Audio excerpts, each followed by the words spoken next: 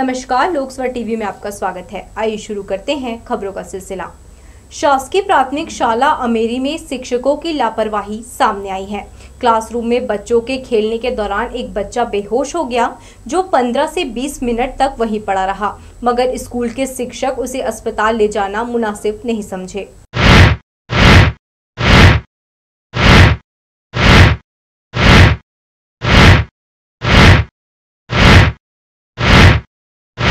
तखतपुर विकासखंड के शासकीय प्राथमिक शाला अमेरी में कक्षा तीसरी का छात्र तरुण यादव रोज की तरह सोमवार को स्कूल पहुंचा था।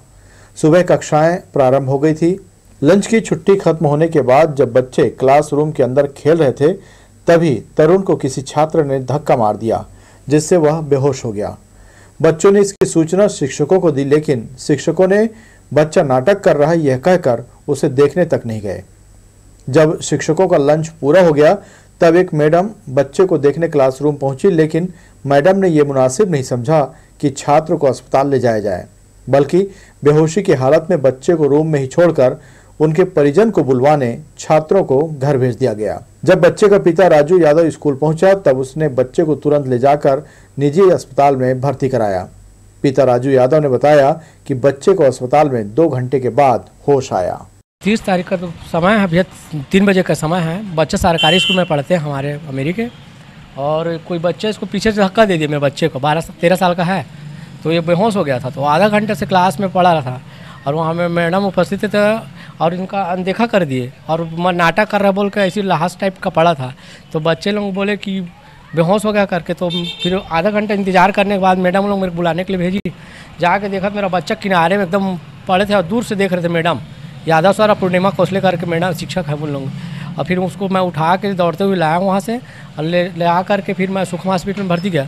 2 घंटे के बाद मेरे बच्चे का होश आया है। तरुण के पिता ने बताया कि बच्चे को 15 से 20 मिनट तक क्लासरूम में बेहोशी की हालत में छोड़ दिया गया था। शिक्षक अपने कक्ष में गप्पे हाँकते बैठे थे, मगर बच्चे को अस्पताल नहीं ले जाया गया। परिजन ने कहा कि ऐसे में अगर उनके बेटे को कुछ हो जाता तो इसका जिम्मेदार कौन होता। उन्होंने शिक्षकों की लापरवाही के लिए प्रशासन से कार्रवाई की गुहार लगाई है। इधर स्कूल के प्रभारी प्रधान पाठक ने बच्चे को अस्पताल नहीं ले जाने की गलती स्वीकार की है। ये मैडम का पूरा लापरवाही शिक्षक लोगों का सर, हमारे सरकारी स्कूल में शिक्षक जितने भी हैं उनका पूरा लापरवाही का। किसी बच्चे को ध्यान नहीं देते हैं। कोई स्कूल में चीत पट करके जुआ चित्ती खेलते बच्चे लोग, कोई मोबाइल लेके जा रहे हैं। मैडम लोगों को बच्चे लोगों से कोई मतलब ही नहीं रहता सर। इनके उचित कार्रवाई करने चाहिए। इस टाइप के शिक्षक के खिलाफ मैं आगे ऊपर तक जाऊंगा सर, शिकायत करूंगा सर। लंच टाइम था, सभी टीचर ऑफिस में मौजूद थे।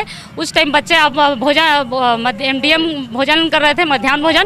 तो अचानक ये घटना हो गया। फिर बच्चे आगे दौड़, फिर पंडे सर दौड़ के गए, वो लोग गए, और मैडम लंच कर रही थी तो ये नहीं जा पाई। तो ये चूक हुई है। हम इसके लिए तुरंत हम लोग ऑफिस में थे, उनकी गलती मैं मानती हूँ शिक्षकों को। तरुण के पिता ने जब क्लास टीचर से बच्चे के बेहोशी के बारे में पूछा, तो मैडम उन्हीं पर भड़कने लगी और उन्होंने बच्चे को ही बदमाश साबित कर दिया।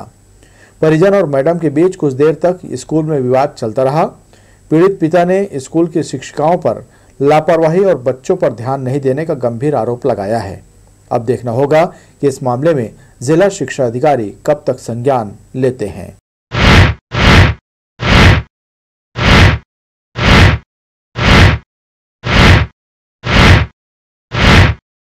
लोकसभा टीवी के लिए कैमरामैन जय साहू के साथ भूपेंद्र सिंह राठौर की रिपोर्ट। समय सीमा की साप्ताहिक बैठक में कलेक्टर ने कार्यों की समीक्षा कर सभी अधिकारियों को दिशा निर्देश दिए। ग्रामीण इलाकों में रोजगार देने, वहां कार्यों को प्राथमिकता से शुरू करने कहा। इनमें मनरेगा से सरकार की फ्लैगशिप योजनाओं नरवा तालाब खुदाई करना शामिल है। धान खरीदी के बाद स्थानीय लोगों को ज्यादा से ज्यादा काम देने के उद्देश्य से कलेक्टर सौरभ कुमार ने ये निर्देश दिए हैं। अपेक्षाकृत कम है। नरेगा अंतर्गत अब चूँकि धान कटाई खत्म हो चुकी है, इसलिए सभी गांव में काम खुल जाना चाहिए, और जो रोजगार मूलक काम होते हैं, जल संवर्धन के काम होते हैं, उनमें प्रगति आनी चाहिए। अभी वर्तमान में 80,000 लेबर चल रहा है ज़िले में। इसकी अपेक्षा है हमारी कि ये लेबर बढ़ के 1.5 लाख तक पहुँचे। तो उसी के संबंध में निर्देश दिए गए हैं कि सभी गाँव में काम खुले, बड़े काम खुले, तालाब और पानी संवर्धन नरवा के जो कार्यक्रम होते हैं उनके अंतर्गत काम खुले।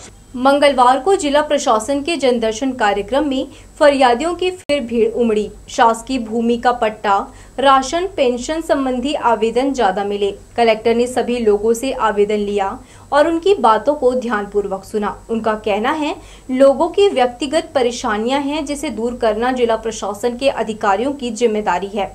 कोशिश की जा रही है कि शासन की योजनाओं का लाभ उन्हें नियमित मिले। मेरा मानना है कि लोग अपनी समस्याएं लेके आते हैं और उन समस्याओं का निराकरण करना, जल्दी करना, ये किसी भी शासन प्रशासन की जिम्मेदारी होती है। सभी टीम उसी के लिए लगी हुई। ज़्यादातर जो व्यक्तिगत समस्याएं हैं लोगों की, उनको लेके आते हैं। वह पेंशन को लेके हो सकती हैं। कई लोग हैं जो बहुत जेन्युइन हैं और उनका सर्वे से नाम छूट गया है। वैसे लोग आते हैं जो कई बार चक्कर लगा रहे होते हैं, तो उनसे उनका किसी भी योजना से सेट करके उनको पेंशन दिलवाना। कई लोग हैं जो राशन कार्ड के लिए, उनका राशन कार्ड है एक योजना का, परंतु वो अंत्योदय या अन्य योजना का राशन कार्ड चाहते हैं, उनको किस तरह से लाभ दिलाया जा सके, ये सब चीज़ों के ज़्यादा आवेदन आते हैं। संयुक्त मंच के प्रांतीय आह्वान पर जिले में आंगनबाड़ी कार्यकर्ता सहायिका हड़ताल पर हैं। रेगुलर करने समय 6 सूत्री मांग वर्षों से लंबित है। इधर महिला बाल विकास कार्यक्रम प्रभावित हुआ है। 23 जनवरी से केंद्रों में ताला लटका हुआ है।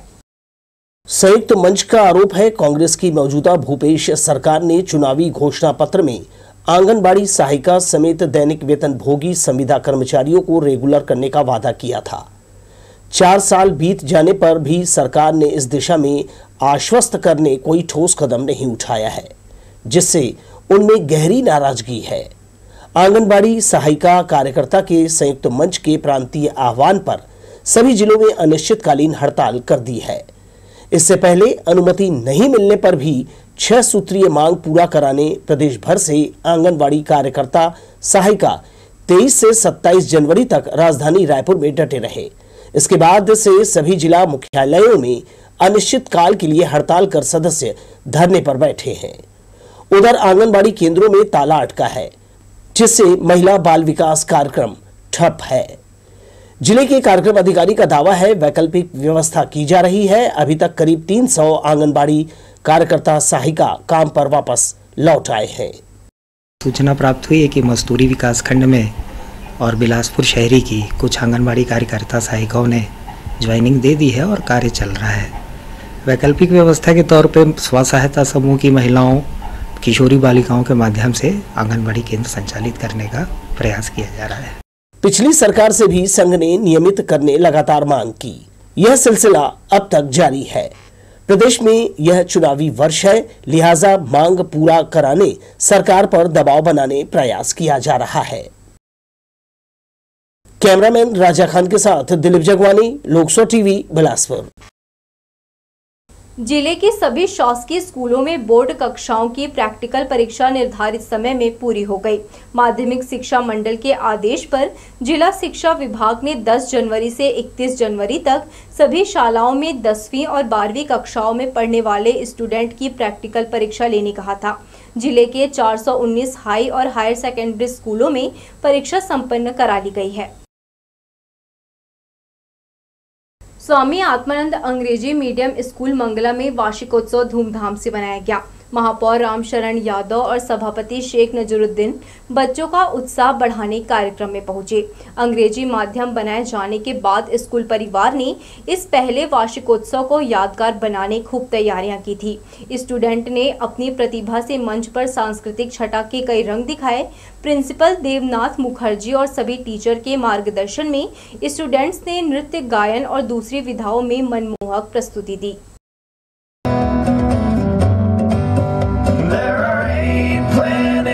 Solar system, we revolve around the sun. Join us to learn about the different planets. Now sing along and have some fun. My name is Mercury. I'm the second hottest planet, the closest one to the sun. मेरा जूता है जापानी, ये पतलून इंग्लिस्तानी, sir पे लाल टोपी रूसी, फिर भी दिल है हिंदुस्तानी। मेरा जूता है जापानी, ये पतलून इंग्लिस्तानी, सर पे लाल टोपी रूसी, फिर भी दिल है हिंदुस्तानी। हर करम अपना करेंगे, है वतन तेरे लिए।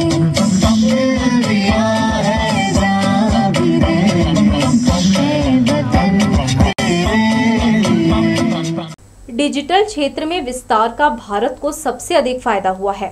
सूचना क्रांति के कारण मीडिया तेजी से बढ़ रहा है। यह कई तरीकों से आसानी से लोगों तक पहुंच रहा है। बिलासपुर प्रेस क्लब पहुंचे भारतीय जनसंचार संस्थान के महानिदेशक प्रोफेसर संजय द्विवेदी ने यह जानकारी दी। पहुना कार्यक्रम में बिलासपुर प्रेस क्लब पहुंचे भारतीय जनसंचार संस्थान के महानिदेशक डॉक्टर संजय द्विवेदी ने पत्रकारिता के बदलते और उन्नत होते माध्यमों पर विचार रखे। उन्होंने बताया, डिजिटल दौर में सूचना देने वालों की फौज खड़ी हो गई है। बावजूद इसके खबरों की विश्वसनीयता का जिम्मा पत्रकारों के कंधों पर बना हुआ है।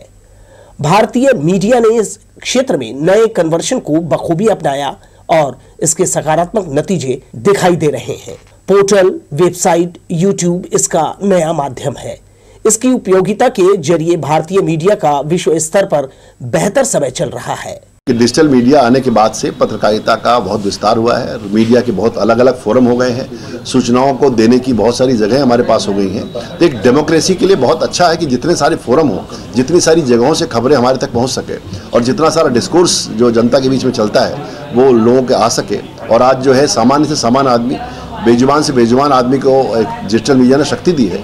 तो मैं इसको लोकतंत्र के सशक्तिकरण के रूप में देखता हूँ। प्रोफेसर संजय द्विवेदी का बिलासपुर की पत्रकारिता से नाता रहा है। वे प्रमुख अखबारों और क्षेत्रीय न्यूज चैनल का संपादक रहे हैं। 1990 से पत्रकारिता के बदलते स्वरूप के साथ चलते हुए वे भारतीय जनसंचार संस्थान के शीर्ष महानिदेशक पद पर आसीन हुए हैं। इस मौके पर प्रोफेसर संजय द्विवेदी ने छत्तीसगढ़ में पत्रकारिता को मुखर बताते हुए इसमें योगदान को याद किया। यहाँ से जिस तरह के पत्रकार निकले, जिस तरह से उन्होंने राष्ट्रीय स्तर पर जा करके, जैसे बिलासपुर के चाहे श्रीकांत वर्मा जी रहे हों या दुर्ग के चंदूलाल चंद्राकर जी, ऐसे राष्ट्रीय स्तर पर जा करके उन्होंने सबने नाम उजागर किया है। और छत्तीसगढ़ में जिस प्रकार की पत्रकारिता हुई है, होती रही है और आज भी हो रही है, उसको बिल्कुल मैं बहुत सम्मान से उसका उल्लेख करना चाहता हूँ।